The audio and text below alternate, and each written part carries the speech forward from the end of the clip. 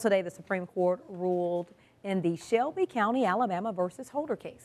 The 5-4 decision directly impacts the Voting Rights Act of 1965, sparking reaction across the country. WVUA's Katie Malone has reaction and finds out what this decision means for the state of Alabama. On Tuesday, the Supreme Court overturned Section 4 of the Voting Rights Act of 1965. I sat down with University of Alabama professor Joe Smith to find out how this decision impacts the law. The legal description of who is or what parts of the country are covered by that pre-clearance requirement is gone, and so essentially the Justice Department can no longer enforce the pre-clearance requirement. Many consider this part of the law to be the most important.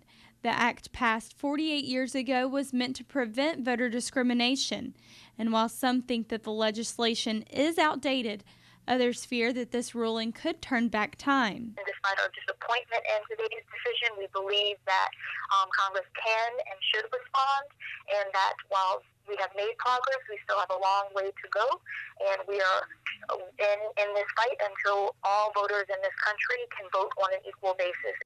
The Supreme Court's opinion today in Shelby County, Alabama versus Holder is a great testament to the character of the American people, those living in the North and especially those living in the South. The state of Alabama is one of 15 states regulated by the law. President Obama and other civil rights groups have expressed disappointment and are seeking help from Congress. The ruling's impact on Alabama will be direct, although only time will tell how hard it's felt.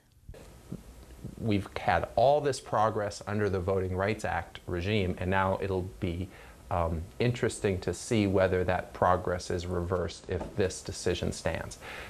Reporting in Tuscaloosa, Katie Malone, WVUA News. Now, because only Section 4 of the act was overturned, Congress can still create a new formula for deciding which states are discriminating against voters, and then those states would have to fall under government oversight.